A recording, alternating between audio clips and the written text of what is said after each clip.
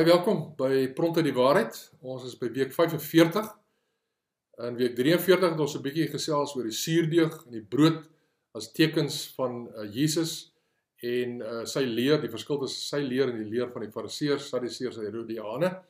Ons het in week 44 stilgestaan by die belydenis van Petrus dat Jesus die Christus is, dat hy die Messias is, teenoor die skares wat aan hom gedink het as 'n profeet, Elia of Jeremia of miskien ook Johannes die Doper, die laaste een. En wat ons nou gaan doen is om 'n bietjie dieper in te gaan op wat Jesus sê oor hom as Messias, spesifiek dat hy die lydende Messias is. En let op dat dit in Caesarea Philippi plaasvind, wat 'n baie belangrike berg, die berg Hermon bevat het, en ek gaan ietsie daaroor nou sê, maar volgende week 'n bietjie meer wanneer ons by die berg van verheerliking verhale kom. So dag 1 het ons gelees Matteus 16, 17 tot 20 en vertel vir ons hoe Jesus reageer op hierdie belydenis van Petrus dat Jesus die Christus is, die seun van die lewende God. En dis interessant dat hy baie maak van die feit dat hierdie openbaring nie kom uit 'n verbintenis met die familie nie. Daarvoor gebruik hy ook die familienaam van Petrus, dat hy Simon Bar Jona is, die seun van Jona. Jona word ook op 'n ander plek Johannes genoem, maar dit is net wisselvorm in die Grieks. En dat dit nie uit daai hoek uit is wat hy hierdie belydenis van Christus as die seun van die lewende God, dat hy nie uit daai hoek uit ontvang het nie, maar dat dit juist God die Vader is wat dit aan hom geopenbaar het. So in 'n sekere sin sê dit dat Petrus nou 'n nuwe status in die koninkryk van God het, want God self het hierdie wonderlike waarheid aan hom meegedeel. En dan sê Jesus, hierdie belydenis van jou raak die rots waarop hy sy kerk sal bou, en die poorte van die doderyk sal dit nie oorweldig nie. Nou hierdie frase op hierdie rots kan op verskillende maniere verstaan word. Die rots kan ook Jesus wees, dit kan Petrus wees. Petrus is natuurlik ook die Grieks vir rots, of sy belydenis dan nou meer spesifiek oor Jesus, of het kan ook 'n verwysing na die berg Hebron wees, wat in die omgewing daar in Caesarea Philippi is.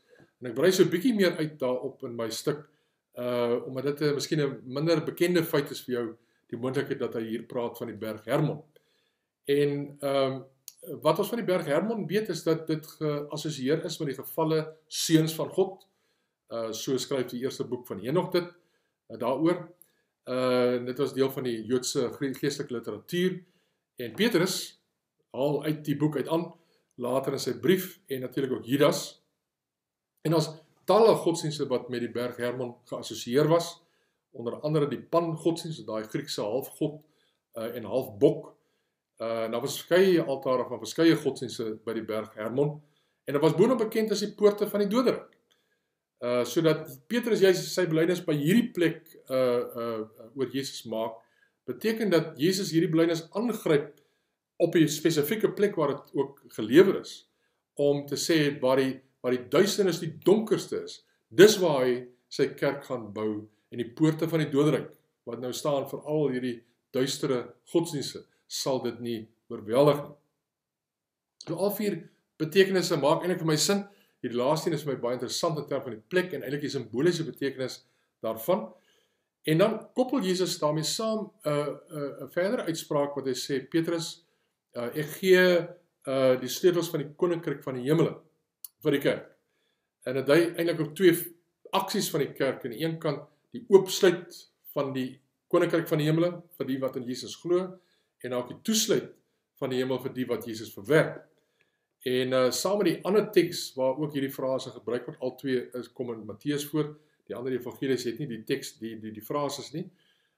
Beteken dit dat die sleutels van die koninkryk, omdat dit in Matteus 18 vers 15 tot 20 ook in die konteks van dissipline in die kerk, die wyse waarop ons met mekaar moet werk wanneer daar oortredings is, geplaas word, het gelei uiteindelik tot die kerk se verkondiging dat daar 2 sleutels van die koninkryk is. Een is die verkondiging van die evangelie, dit sluit oop en dit maak toe, sodat mense dit glo en ook dit verwerp. En die tweede is dan die handhawing van die Christelike tug, wat ook die koninkryk oopsluit en toesluit, soos dat mense reageer op die dissipline binne in die kerk.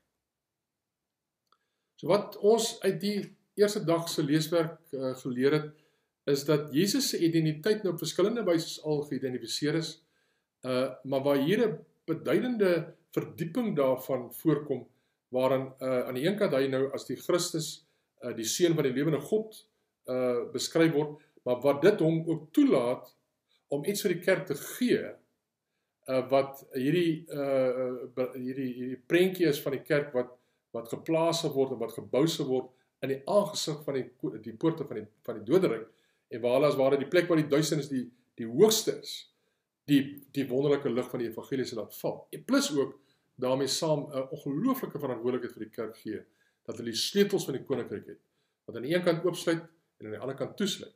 Wat aan die een kant met die verkondiging iets doen, wat oop en toesluit insluit, maar aan die ander kant ook met die tug en dissipline, wat in ons tyd natuurlik geweldige probleem is. Dis asof mense net voel, daar kan nie meer so iets gedoen word nie. Maar die tug het ook 'n oopsluit en toesluit funksie, en ons moet regtig dit hoor, dat dit deel is van die wyse waarop Christus homself nou aan die disippels bekendstel. Dan het ons ook in dag 2, Lukas 9 vers 22 gelees, ongelooflike belangrike vers, waar Jesus sy dood en sy opstanding die eerste keer aankondig, om nou die disippels in te lei in hierdie hele idee dat hy 'n lydende Messias is. En Jesus verklaar natuurlik hier ook dat hy op die derde dag opgewek sal word. Belangrike mededeling oor die opstanding. Paulus later, 1 Korintiërs 5 vers 4, praat op dieselfde wyse dat hy op die derde dag opgewek is. En ek gaan meer daaroor skryf later en weer daarop terugkom. En wat ek wil hê dat julle raak sien in Lukas 9 vers 22 is twee goed. Die een is dat Jesus praat oor sy kruisdood en sy opstanding as 'n eenheid. Die een kan nie eintlik sonder die ander werk nie. Sonder die opstanding se verwerping en die kruisdood net 'n tragiese episode gewees het in 'n besondere man se lewe. Maar met die opstanding raakte die triomf van die seun van die lewende God. En aan die ander kant is met die mense ook raak sien die eendragtige verwerping en veroordeling van die Joodse leiers. 'n soort van die hele Joodse establishment. So aan die een kant die mense wat bekend gestaan het as die familiehoofde, die volk en gemeenskapsleiers, dan was daar die leierpriesters, hulle was soort van die priesterlike aristokrasie, en dan was daar ook die skrifkenners wat die teoloë van hulle tyd was. En dan wys jou net dat 'n mens se status binne in die samelewing, of jy nou gemeenskapsleier is, of deel van die priesterlike aristokrasie, en of jy deel is van die akademie, dat dit geen waarborg is vir jou verbintenis aan die Here Jesus nie. Hy vrywaar jou nie van 'n dwaase opstand teen die Here nie. Dan in dag 3 het ons Markus 8 vers 31 tot 33 gelees, en waar baie spesifiek gesels word verder ook oor die gesprek tussen Jesus en Petrus. Jesus praat vir Petrus baie skerp aan. Hy spreek hom eintlik as teenstander, as Satan aan.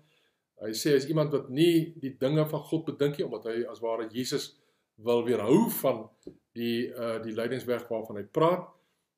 Jesus sê hy is iemand wat die dinge van mense bedink en nie die dinge van God nie. En dan sê hy vir hom, gaan weg agter my Satan. Eintlik 'n geweldige kras uitspraak.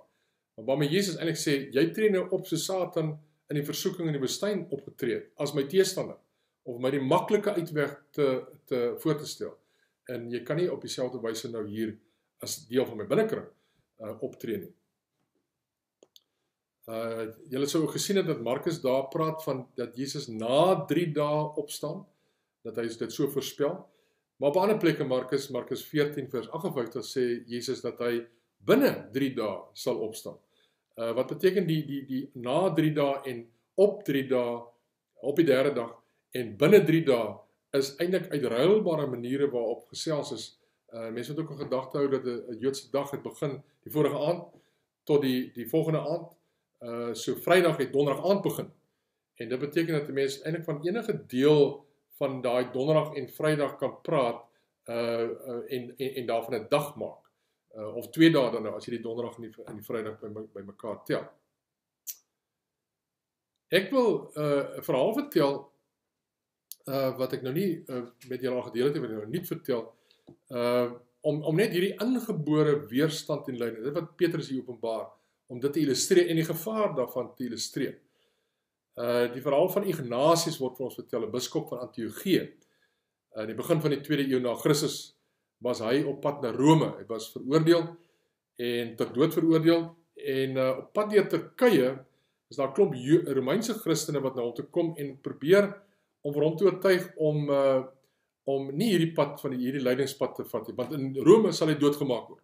En om as ware te probeer om op 'n eenvoudige manier uit te kom uit hierdie geweldige vonnis wat vir hom voorlê. Hulle het gedink hulle bewys hom 'n guns deur vir hom 'n maklike pad uit te wys. Dan sê hy vir hulle, I fear your kindness, which may harm me. You may be able to achieve what you plan. But if you pay no heed to my request, it will be very difficult for me to attain unto God. Al wat hy van sy mede-Christene wil hê, is dat hulle bid vir hom. Dat hulle bid dat hy getrou sal bly, met sy hele hart, tot die einde toe. Dan sê hy, en dit kom nou alles uit sy letter from Ignatius, wat hy nou aan hulle geskryf het, dan sê hy, if you remain silent about me, I shall become a word of God. But if you allow yourselves to be swayed by the love in which you hold my flesh, I shall again be no more than a human voice. Geen wonder dat Ignatius hierna bekend geword het as die draer van God. En dat die legende ontstaan het dat hy as jong kind, die kind was wat Jesus gebruik het om te illustreer hoe mense in die koninkryk van God binnegaan, Matteus 18 vers 1 tot 5. Toe het ons in dag 4, Matteus 16 vers 21 tot 23 gelees, dieselfde verhaal van Jesus wat Petrus teregwys, wat Petrus probeer dat Jesus van hierdie weg van God, hierdie weg van die dood sal wegkom. En interessant is hier, sit Matteus vir ons 'n stukkie detail by, dat Petrus vir God inroep as 'n agent, om Jesus te verhoed dat hy die lydingspad sal loop. Dit sal beslis nie met u gebeur nie, sê hy vir Jesus. Ironies, want dit was juist God se bedoeling, dat hy die lydingspad moes neem. So Petrus se opmerking moes aan die een kant natuurlik aan sy vinnige geaardheid, moet die mense toeskryf, maar aan die ander kant het dit net vir hom ingedruis teen sy idee van Jesus. En dit laat ons verstaan dat ons ook tot bekering moet kom van ons idees oor God. Lyding is deel van die pad wat hy met al sy kinders loop. Hy laat alles ten goeie meewerk, dit weet ons, daarop kan ons vertrou. Dis immers wie hy is, maar dit sluit nie die lyding uit nie, dit sluit die lyding in. Want dit is deur Jesus se kruisdood wat hy deur die opstanding die verlossing vir ons bereik het. En dit is nie anders in ons eie lewe nie. Ons bid baie keer dat ons lyding gespaar sal word. Ek dink ons bid dit op die oomblik in hierdie tyd van die virus wat die wêreld op horings het, bid ons dit baie gereeld.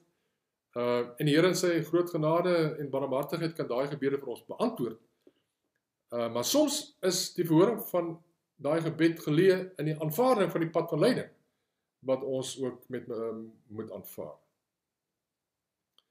En dan het ons dag 5 gelees wat ons by 'n volgende fase van Jesus se lering kom, waarin hy nou gepraat het oor homself as die lydende Messias, maar hy nou praat oor 'n soortgelyke lydensweg van die disippels, so wat Prof Groenewald dit altyd genoem het.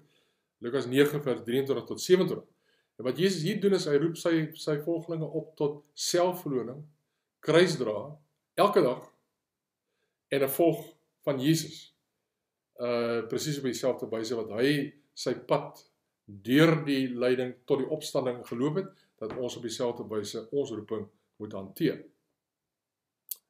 En Jesus sê hier eintlik dat hy wil kies om sy lewe te wen hier, sal sy lewe daar verloor.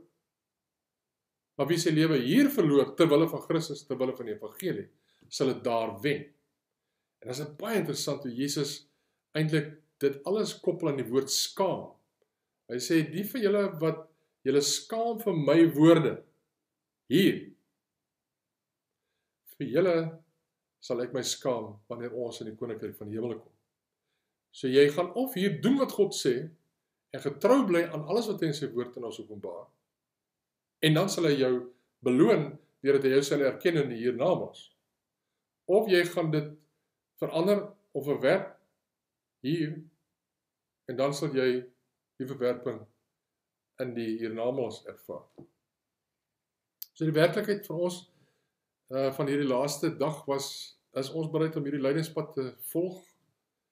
Is ons bereid om elke ding wat God van ons in die woord sê, om dit na te volg, om dit elke dag te doen, om die selfverloning wat daarmee gepaard gaan, en die kruisdra wat daarmee gepaard gaan, wat natuurlik met ons roeping verband hou, en agter Jesus aan te gaan, is ons bereid om dit elke dag te doen.